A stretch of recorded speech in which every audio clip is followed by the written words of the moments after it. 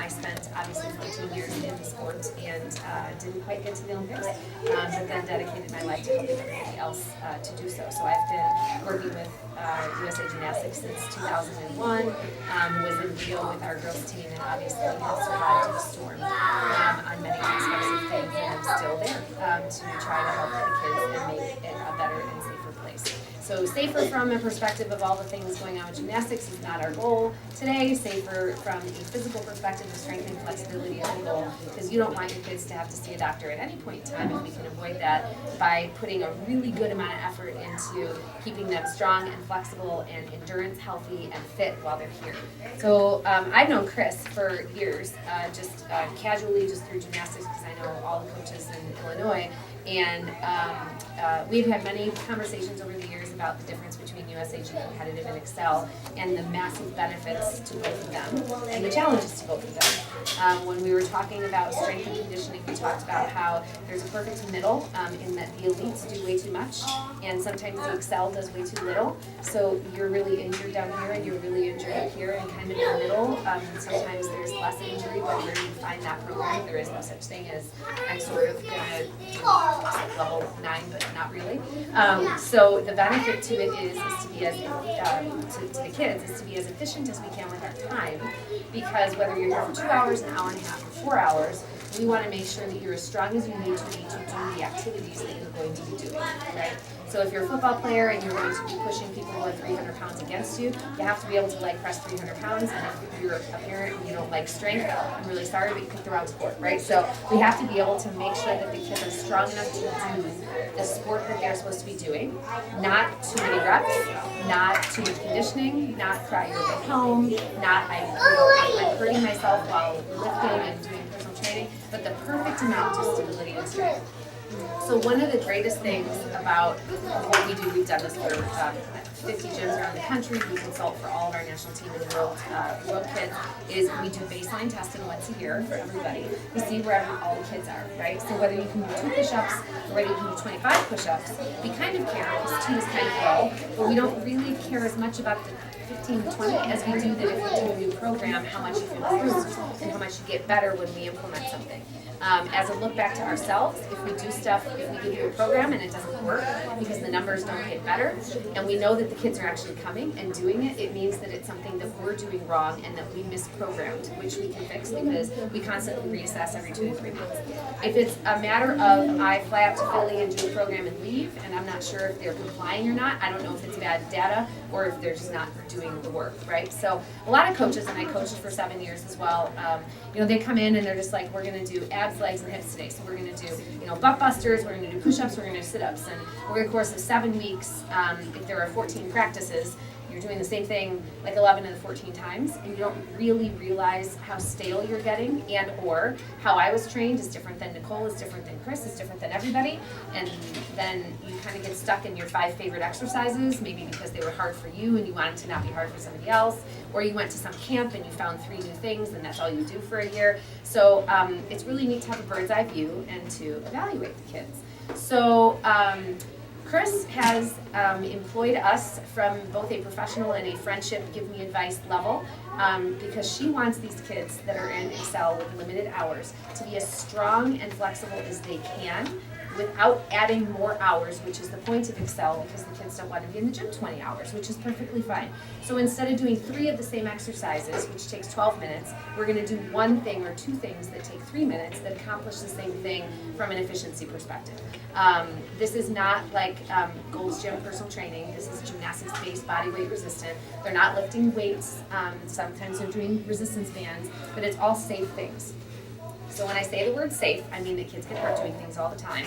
If all of a sudden you're doing a squat jump and you sprain your ankle, that is not my fault. You probably would have sprained your ankle jumping anyway. We're not giving them difficult activities like the triple jump where we think that they're going to get hurt. Sometimes things happen with using new muscles, so we're going to ramp up really slow. And we know where they started because we have all this data on the gym that says how much they can do to start with. Obviously, if the average kid at the gym can do 0.1 handstand push-ups, we're not doing 20 and making them cry. We're breaking it down and making them have success success and positivity with partial conditioning so that they know that they're going to be getting stronger without feeling defeated because they can't do a program that's too hard. So the goal is at the end of this, and we'll probably retest twice. One of the times that we'll retest will be kind of October-ish, right after the heaviest part of conditioning is before we start prepping for season. And then we may or may not try to get a peak measure somewhere in February.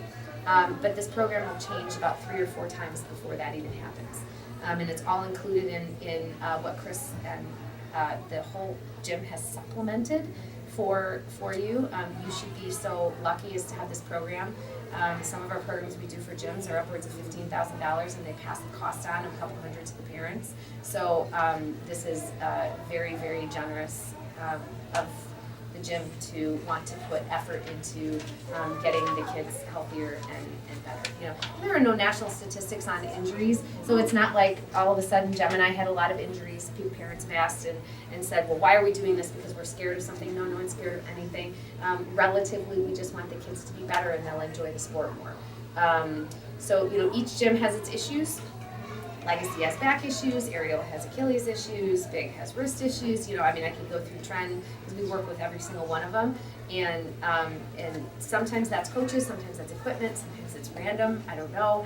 You know, the trending here, I don't know that we found super trends, but we're going to walk you through graphs and some of the really neat data that we collected to let you know. So the kids went through about 20 minutes each. They didn't do 20 minutes of it, but with waiting in line, of baseline testing of 8 of the 8 or 10, I think with body parts it ends up being 10, but some are bilateral, of the top things that have been known to be predictability factors for gymnastic sports injuries. So I've published 100 papers and talked over 1,000 times on how to prevent shoulder scap impingement and how to do labral tears and how to prevent ankle sprains. And it comes down to, as much as everyone in the world can be fancy and go to conferences and learn 18 ways to do a hollow hold, sometimes just the basic stuff is the easiest, and that's what's been researched on being predictive.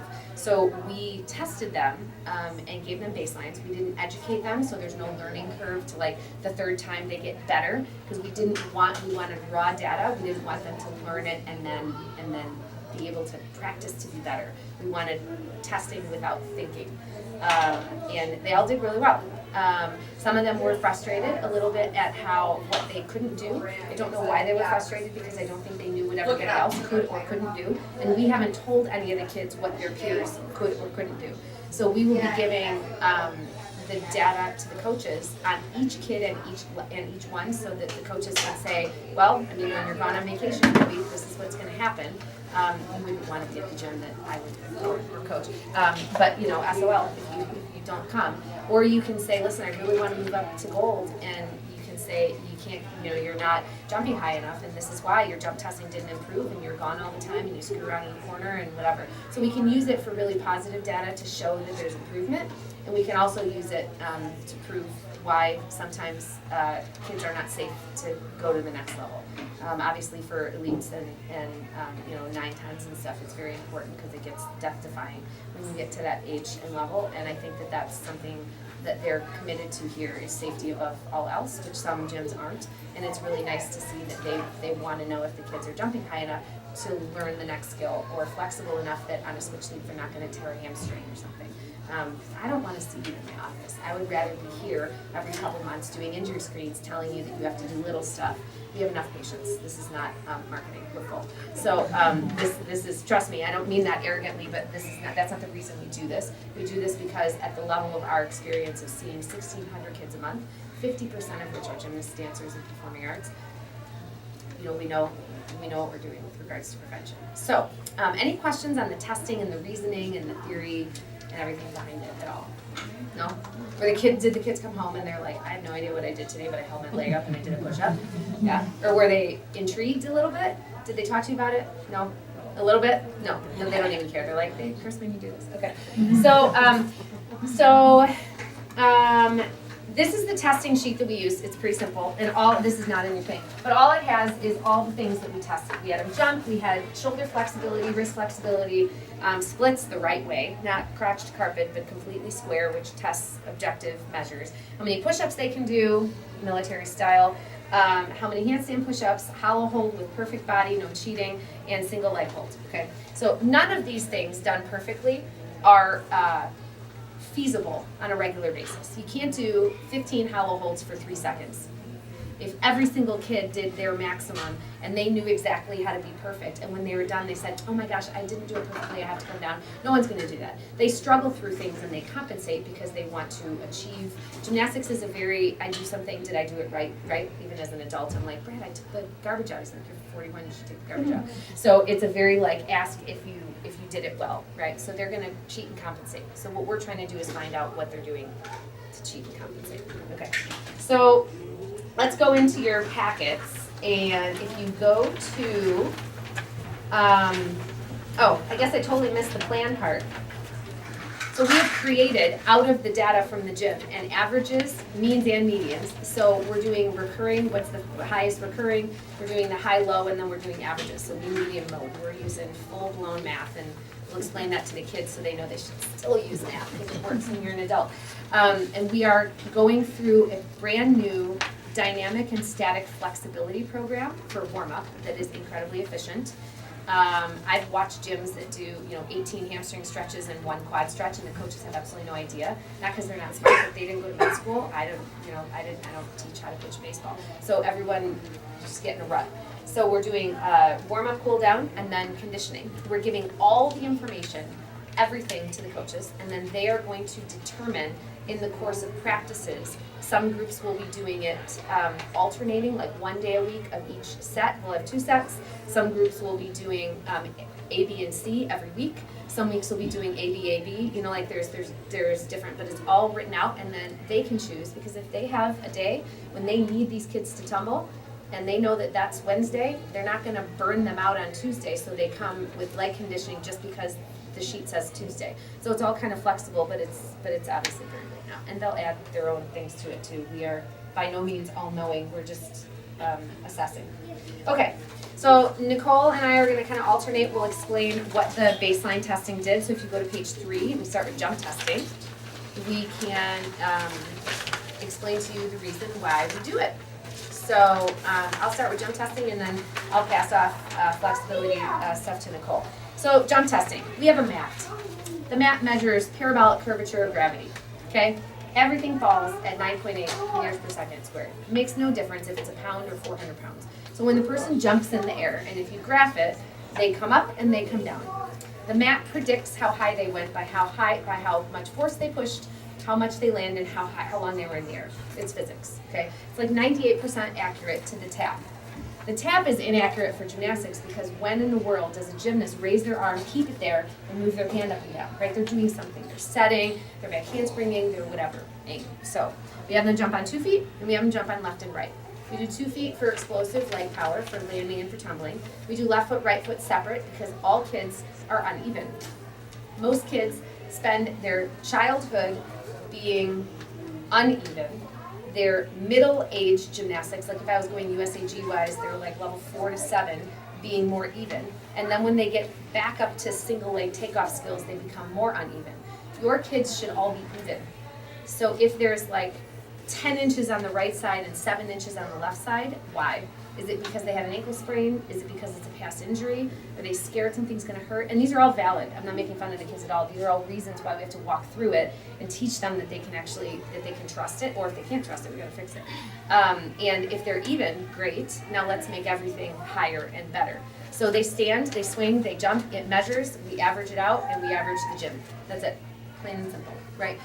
There's a lot of testing we can do, which we do with the OTC, of actual, like, put the mat down, aim your back handspring to here, see if your back tuck goes, and see how hard you push off. We're not quite there yet. We can add that in for fun for the kids in maybe 2 or 3 testing cycles. But right now, we just want to know how much they can push. And it's amazing. I know what these kids do, and some of them I'm like, wow, that was 20 inches. And other kids I'm like, how are you alive? If you can jump 5 inches, how do you do a back tuck? And some of them clearly are struggling because they're not able to jump high enough, and we're going to help with that so that they can be more successful and happy, because it's more fun when you can learn new stuff. So that's jump testing.